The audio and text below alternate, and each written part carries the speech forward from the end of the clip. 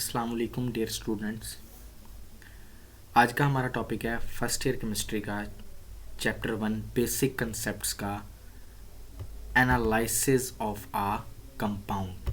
कि कंपाउंड को एनालाइज कैसे करना है, बताना कैसे है कि कंपाउंड क्या है, ठीक है, उसके अंदर जो है वो कंपोनेंट्स कौन कौन से और वो कितने कंपोनेंट से मिलकर बना हुआ है, ठीक है, ये चीज़ें देखनी है।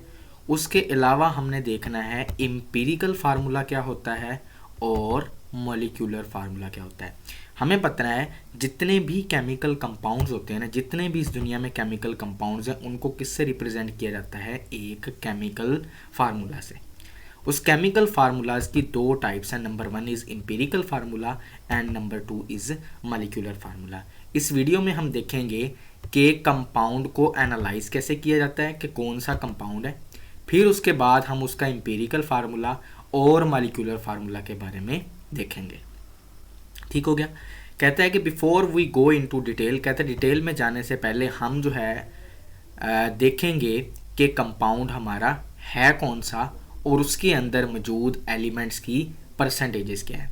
कि पहले हम जो है वो एम्पिरिकल और मॉलिक्यूलर फार्मूला को पढ़ने से पहले हम ये देखेंगे कि हमारा जो कंपाउंड है उसके अंदर जितने भी एलिमेंट्स मौजूद हैं उनकी परसेंटेजेस क्या क्या हैं। इस पर्पज़ के लिए हम जो है एनालिसिस करते हैं। हमें पता है एनालिसिस दो तरह की होती है, number 1 is qualitative analysis and number 2 is quantitative analysis. Qualitative analysis and quantitative analysis यानी कि हमने ये देखना है कि उसमें से एलिमेंट कौन सा है, यानी कि एक कंपाउंड है उसके अंदर जितने भी एलिमेंट है पहले उनको क्या कर लेना है, आइडेंटिफाई कर लेना है। तो वो आपकी एनालिसिस जिसमें आप किसी भी कंपाउंड के अंदर मौजूद एलिमेंट्स को आइडेंटिफाई करेंगे, वो एनालिसिस आपकी क्या कहलाती है, क्वालिटेटिव एनालिसिस। अब आपने करनी है क्वांटिटेटिव एनालिसिस। क्वांटिटेटिव एनालिसिस के लिए आपने क्या करना है कि कंपाउंड को क्या करना है, कंपाउंड के जो एलिमेंट्स हैं ना उनमें से हर एलिमेंट के मास को क्या करना है, डिटरमाइन करना है। तो ये आपकी कौन सी हो जाएगी, क्वांटिटेटिव एनालिसिस। तो ये चीज़ जो है वो आपकी क्वालिटेटिव एनालिसिस, तो आप देख लेंगे जी आपका कंपाउंड कौन सा है, उसके अंदर एलिमेंट कौन कौन से, ये तो हो जाएगी। जो क्वांटिटेटिव एनालिसिस है ना उसमें आपने हर एलिमेंट के मास को क्या करना है, डिटरमाइन करना है। तो मास को डिटरमाइन करने के लिए हमें जो है परसेंटेज जो है वो ना हर एलिमेंट के परसेंटेज मास जो है वो क्या करना होगा, निकालना होगा। हर एलिमेंट की परसेंटेज निकालनी होगी। तो परसेंटेज किसी भी एलिमेंट की निकालने के लिए जो है वो हम क्या करेंगे कि आपने 100 ग्राम से क्या कर लेना है, मल्टीप्लाई करना है। क्यों? क्योंकि हमने एलिमेंट्स की परसेंटेज को नंबर ऑफ ग्राम के अंदर निकालना है। तो हमें पता है percentage of an element in a compound is the number of gram of that element present in 100 gram of a compound। कि जो परसेंटेज है एलिमेंट की किसी भी कंपाउंड के अंदर वो नंबर ऑफ ग्राम एटम है उसी एलिमेंट के जो कि 100 ग्राम कंपाउंड के अंदर क्या होंगे, मौजूद होंगे। ठीक है। तो किसी भी एलिमेंट की परसेंटेज निकालने के लिए एक फार्मूला है जिसमें आपने देखना है कि आपके पास जो एलिमेंट है उसका मास क्या है और नीचे पूरे कंपाउंड का मास क्या है, दोनों को आपस में क्या कर देना है, डिवाइड कर देना है और मल्टीप्लाई किससे कर देना है, 100 से। इसके इस तरीके से आप जो है उस एलिमेंट की परसेंटेज को क्या कर सकते हैं, निकाल सकते हैं। ठीक है, उम्मीद है यहाँ तक समझ आया होगा। आगे हम देखते हैं एम्पिरिकल फार्मूला। अच्छा जी, आगे हम देखेंगे जी एम्पिरिकल फार्मूला। हमने आपको बताया था केमिकल फार्मूला की दो टाइप्स होती हैं, number 1 is empirical formula and number 2 is molecular formula. अब हम देखेंगे एम्पिरिकल फार्मूला। अच्छा जी, एम्पिरिकल फार्मूला क्या होता है, जो आपके पास कोई कंपाउंड है ना, उस कंपाउंड के अंदर मुख्तलिफ एलिमेंट्स होंगे, उस एलिमेंट्स के क्या होंगे, उन एलिमेंट्स के एटम होंगे, उन एटम्स की आपने क्या ले लेनी है, स्मॉल या सिंपल होल नंबर रेशो ले लेनी है। ठीक हो गया। तो वो जो स्मॉल होल नंबर रेशो होगी एटम्स की कंपाउंड के अंदर, वो क्या कहलाएगी, उसका एम्पिरिकल फार्मूला बनाएगी। कैसे देखते हैं। कहता है इन एन एम्पिरिकल फार्मूला, किसी एम्पिरिकल फार्मूला है, ठीक है ना, in an empirical formula of a compound, कि एक आपके पास कंपाउंड है, उसका एम्पिरिकल फार्मूला जो है वो ए एक्स और बी एक्स है। फॉर एग्जाम्पल, तो there are X atom of an element A, कि एलिमेंट ए के एटम जो हैं वो एक्स हैं, और जो आपका एलिमेंट बी है उसके एटम्स क्या है, वाई हैं। ठीक हो गया। अब आप जो है वो इसको एक एग्जांपल की मदद से समझने की कोशिश करते हैं। The empirical formula of glucose is C6H12O6 is CH2O। कैसे देखें, अभी समझाते हैं। उसने कहा C6H12, ठीक है, H12 और O6, ये हो गया आपका ग्लूकोज का फार्मूला। अब इस फार्मूले से आपने क्या करना है जी, एम्पिरिकल फार्मूला निकालना है ग्लूकोज का। ग्लूकोज का एम्पिरिकल फार्मूला कैसे निकलेगा, हमने आपको बताया था, ये जो एटम है ना, इनकी आपने सिंपलेस्ट होल नंबर रेशो ले लेनी है। कार्बन एटम की, हाइड्रोजन की, ऑक्सीजन की सिंपलेस्ट होल नंबर रेशो 6 1 जार 6, 6 2 जार 12, 6 1 जार 6। तो फार्मूला क्या बन गया, 6CH2O। तो ये आपका क्या बन गया है जी, एम्पिरिकल फार्मूला किसका, ग्लूकोज का। इसी तरह बेंजीन का जो है वो मॉलिक्यूलर फार्मूला है C6H6, और इसका एम्पिरिकल फार्मूला क्या निकलेगा, CH। ये सिंपलेस्ट होल नंबर रेशियो है।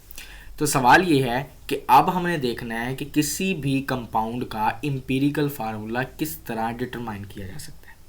ठीक है, तो एम्पिरिकल फार्मूला को डिटरमाइन करने के लिए कुछ जो है वो स्टेप को फॉलो करना पड़ेगा। तो वन बाय वन हम उन स्टेप को देखते हैं। सबसे पहले आपने क्या करना है, डिटर्मिनेशन ऑफ परसेंटेज कंपोजिशन। सबसे पहले आपने क्या कर लेनी है, परसेंटेज कंपोजिशन क्या कर लेनी है, देख लेनी है। पूरे कंपाउंड के अंदर जितने भी एलिमेंट्स होंगे ना, उनकी क्या कर लेनी है जी, परसेंटेजेस निकाल लेनी है। परसेंटेज निकाल ली हर एलिमेंट की। अब क्या करना है, finding the number of gram atom of each element. फिर आपने हर एटम के क्या निकाल लेने हैं, number of moles. Number of moles या नंबर ऑफ ग्राम एटम निकालने हैं। इस पर्पज़ के लिए आपने क्या करना है, इसके लिए आपने क्या करना है, जो आपके पास हर एलिमेंट का मैस दिया गया होगा उसको उसके एटॉमिक मैस से ही क्या कर देना है, डिवाइड कर देना है। एक एटम है कार्बन, उसका गिवन मैस आपको दिया होगा, उसी के एटॉमिक मैस से जब आप डिवाइड करेंगे तो आपके पास नंबर ऑफ मोल्स या नंबर ऑफ ग्राम एटम्स आ जाएंगे। यहाँ तक तो आपको बात समझ आ गई। फिर आपने क्या करना है, determination of atomic ratio of each element. फिर आपने क्या करना है, हर एलिमेंट की एटॉमिक रेशो निकाल लेनी है। ठीक है ना। ये करने के लिए आपने क्या करना है, नंबर ऑफ मोल्स को स्मॉलेस्ट नंबर ऑफ मोल से डिवाइड कर लेना। फॉर एग्जांपल आपके पास 3 एटम है, उन 3 एटम्स के आपने नंबर ऑफ मोल्स निकाल लिए। अब आपने क्या निकालनी है, उसकी एटॉमिक रेशो। एटॉमिक रेशो के लिए आपने क्या कर लेना है, वो तीनों एटम्स, फॉर एग्जांपल ये आपका ग्लूकोज है, सबसे पहले आपने क्या कर लेनी है, इसकी परसेंटेज कंपोजिशन निकाल लेनी है। किस तरीके से निकालेंगे, कार्बन की परसेंटेज निकाल लेनी है, हाइड्रोजन की निकाल लेनी है, ऑक्सीजन की निकाल लेनी है। पहला स्टेप कवर। दूसरे स्टेप के अंदर आपने क्या करना था, हमने आपको बताया था, फिर आपने इन तीनों के क्या निकाल लेने हैं जी, नंबर ऑफ मोल्स निकाल लेने हैं। निकाल लिए नंबर ऑफ मोल्स। फिर आपने क्या करना है, तीसरे स्टेप के अंदर इनकी एटॉमिक रेशो निकालनी है। एटॉमिक रेशो निकालने के लिए क्या करना है, आपने तीनों के नंबर ऑफ मोल्स आपके पास मौजूद थे, आपने तीनों के नंबर ऑफ मोल्स को 1 बाय 1 सबसे स्मॉलेस्ट नंबर ऑफ मोल्स वाले के साथ क्या कर देना है, डिवाइड कर देना है। फॉर एग्जाम्पल हम कह देते हैं कि हाइड्रोजन के नंबर ऑफ मोल्स सबसे स्मॉलेस्ट है, तो आपने कार्बन के, हाइड्रोजन के और ऑक्सीजन के तीनों के नंबर ऑफ मोल्स हाइड्रोजन के नंबर ऑफ मोल से क्या कर देने हैं, डिवाइड कर देने हैं। उम्मीद है यहाँ तक समझ आ गया होगा। अगला चौथा step, if the atomic ratio is simplest whole number. अगर आपकी atomic ratio simple whole number है, यानी कि 1 2 3 4 5, तो आपका डायरेक्ट क्या बन जाएगा, एम्पिरिकल फार्मूला बन जाएगा। ठीक है। अदरवाइज अगर जो है वो क्या है, अगर आपका वो किसी फ्रैक्शन में है, तो आप उसको किसी सूटेबल डिजिट के साथ क्या कर लें, मल्टीप्लाई कर लें, ताकि आपको होल नंबर एटॉमिक रेशो मिल सके। ठीक हो गया। यहाँ तक उम्मीद है कि आपको समझ आएगा एम्पिरिकल फार्मूला को डिटरमाइन कैसे करना है। अब हम आगे जो है वो देखेंगे कि empirical formula combustion analysis method से कैसे डिटरमाइन किया जा सकता है। आगे हम देखेंगे empirical formula from combustion analysis के कंबस्शन एनालिसिस की मदद से आप एम्पिरिकल फार्मूला को किस तरह डिटरमिन कर सकते हैं। तो देखेंगे, कहता है वो ऑर्गेनिक कंपाउंड जो कार्बन, हाइड्रोजन और ऑक्सीजन पर मुश्तमिल होंगे उनको हम कंबस्शन के मेथड से एनालाइज कर सकते हैं। उनसे बनने वाले जो प्रोडक्ट होंगे वो कौन कौन से होंगे, कार्बन डाइऑक्साइड एंड वाटर। ये दो प्रोडक्ट हम कंबस्शन के बाद सेपरेटली कलेक्टेड कर सकते हैं। समझ आ गई बात। उसके बाद कंबस्शन एनालिसिस देखेंगे किस तरह होती है और आगे जो है वो फिर फर्दर उसको एक्सप्लेन करेंगे। कंबस्शन एनालिसिस करवाने के लिए आपने जो नॉन वेट अमाउंट सैंपल जो है ऑर्गेनिक कंपाउंड का वो ले लेना है, उसको कंबस्शन ट्यूब के अंदर रख देना है। रख दिया, वो कंबस्शन ट्यूब कहाँ फिट होगी, एक भट्टी के अंदर फिट होगी, ठीक है ना। उस भट्टी के अंदर हम ऑक्सीजन को सप्लाई करेंगे ताकि ऑक्सीजन की मौजूदगी में वो कंपाउंड क्या हो सके, बर्न हो सके। जब वो कंपाउंड बर्न होगा उसके अंदर से जो हाइड्रोजन निकलेगी वो किस में कन्वर्ट हो जाएगी, वाटर में, और जो उसके अंदर से कार्बन निकलेगी वो किस में कन्वर्ट हो जाएगी, कार्बन डाइऑक्साइड गैस में। अब हमने इन दोनों गैसेस को क्या करना है, सेपरेट करना है। तो इन दोनों गैसेस को सेपरेट करने के लिए क्या लगे होंगे, एब्जॉर्बर लगे होंगे। पहला एब्जॉर्बर क्या होगा, MgClO4 मैग्नीशियम क्लोरेट, जो क्या करेगा, वाटर को एब्जॉर्ब करेगा, ठीक है ना। उसके बाद 50% KOH का एब्जॉर्बर लगा होगा जो कि कार्बन डाइऑक्साइड को एब्जॉर्ब करेगा। ठीक हो गया।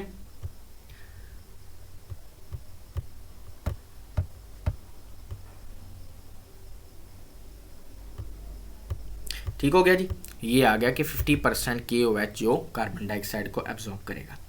अब इन एब्जॉर्बर से जो आपकी अमाउंट मिलेगी वाटर की और कार्बन डाइऑक्साइड की, ठीक है ना, वो आपके पास जो है इनकी क्या होगी जी, इनकी परसेंटेजेस होगी कि कार्बन डाइऑक्साइड की परसेंटेज कितनी है और वाटर की परसेंटेज कितनी है। और फिर इनके मैसेज से ही आपने क्या करना है, हाइड्रोजन की और कार्बन की परसेंटेज निकाल लेनी है। फिर इन दोनों की जो परसेंटेज आएगी कार्बन की और हाइड्रोजन की, उन दोनों परसेंटेजेस को आपने प्लस कर लेना है और टोटल परसेंटेज 100 में से माइनस कर देना है। बाकी जो बची होगी वो किसकी परसेंटेज होगी, ऑक्सीजन की परसेंटेज होगी। और इसको किस मेथड से डिटरमाइन कर सकते हैं, बाय द डिफरेंस मेथड, यानी कि इन दोनों को ऐड करके टोटल 100 में से माइनस कर देना है, आपके पास ऑक्सीजन की परसेंटेज आ जाएगी। तो ज़रा इस फिग की मदद से हम कंबस्शन एनालिसिस के मेथड को एक दफ़ा ओवरव्यू करते हैं। कैसे, ये देखें, ये आपकी कंबस्शन ट्यूब है। ये कंबस्शन ट्यूब फर्नेस के अंदर फिट है। आपने क्या करना है, सबसे पहले इसके अंदर जो है वो ऑर्गेनिक कंपाउंड प्लेस कर देना है। ये प्लेस हो गया ऑर्गेनिक कंपाउंड। फिर यहाँ से आपने ऑक्सीजन गैस प्रोवाइड करनी है। ऑक्सीजन गैस प्रोवाइड की गई ताकि ये ऑर्गेनिक कंपाउंड बर्न हो सके। यहाँ पर ये ऑर्गेनिक कंपाउंड बर्न होगा। बर्न होने के बाद कार्बन और हाइड्रोजन निकलेगी। वो जो कार्बन और हाइड्रोजन जो है वो क्या किस में कन्वर्ट हो जाएगी, वो जो कार्बन और हाइड्रोजन किस में कन्वर्ट हो जाएगी, कार्बन जो है वो कार्बन डाइऑक्साइड में कन्वर्ट हो जाएगी और वाटर जो है, जो आपका हाइड्रोजन है, वो वाटर में कन्वर्ट हो जाएगा। जब वाटर में कन्वर्ट होगा तो वहाँ पर एब्जॉर्बर लगे होंगे। एक एब्जॉर्बर वाटर को एब्जॉर्ब करेगा, दूसरा एब्जॉर्बर कार्बन डाइऑक्साइड को एब्जॉर्ब करेगा। बाकी जो सब्सटेंसेस हैं वो आगे चले जाएंगे, वो एब्जॉर्ब नहीं होंगे। फिर उन नॉट एब्जॉर्ब सब्सटेंसेस को किस तरह आप डिटरमाइन कर सकेंगे कि उनकी परसेंटेजेस को, आप इन दोनों के परसेंटेजेस को क्या करेंगे, ऐड करेंगे, टोटल 100 में से माइनस करेंगे तो इनकी परसेंटेज आ जाएगी। ठीक है। अब फार्मूलाज देखते हैं किस तरह हमने कार्बन की परसेंटेज को निकालना है और हाइड्रोजन की परसेंटेज को निकालना है।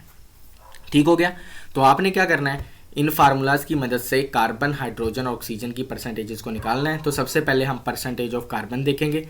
परसेंटेज ऑफ कार्बन में हम क्या देखेंगे, सबसे पहले मैस ऑफ कार्बन को जो आपका ऑर्गेनिक कंपाउंड है उससे क्या कर देंगे, डिवाइड कर देंगे और उसको मल्टीप्लाई किससे कर देंगे, 100 के साथ। आपके पास परसेंटेज ऑफ कार्बन आ जाएगी। फिर आप परसेंटेज ऑफ हाइड्रोजन के लिए आप सबसे पहले मैस ऑफ हाइड्रोजन लिखेंगे, उसके बाद उसको मैस ऑफ ऑर्गेनिक कंपाउंड से डिवाइड कर देंगे। 18 वाटर का है, उसको मल्टीप्लाई कर देंगे किससे, 100 के साथ, आपके पास परसेंटेज ऑफ हाइड्रोजन भी आ गई। दोनों की परसेंटेज आ गई। अब दोनों की परसेंटेजेस को आपने क्या कर लेना है, ऐड कर लेना है, टोटल 100 में से माइनस कर देना है, तो आपके पास परसेंटेज ऑफ ऑक्सीजन भी आ गई। अब आपके पास तीनों की परसेंटेज आ गई है। अब इन तीनों की परसेंटेज की मदद से आप एम्पिरिकल फार्मूला राइट कर सकते हैं। उम्मीद है कि आज का टॉपिक जो है वो आपको समझ आया होगा। अगर आपको मेरी वीडियो पसंद आई है तो आप इसको जो है वो चैनल को सब्सक्राइब करें और लाइक करें।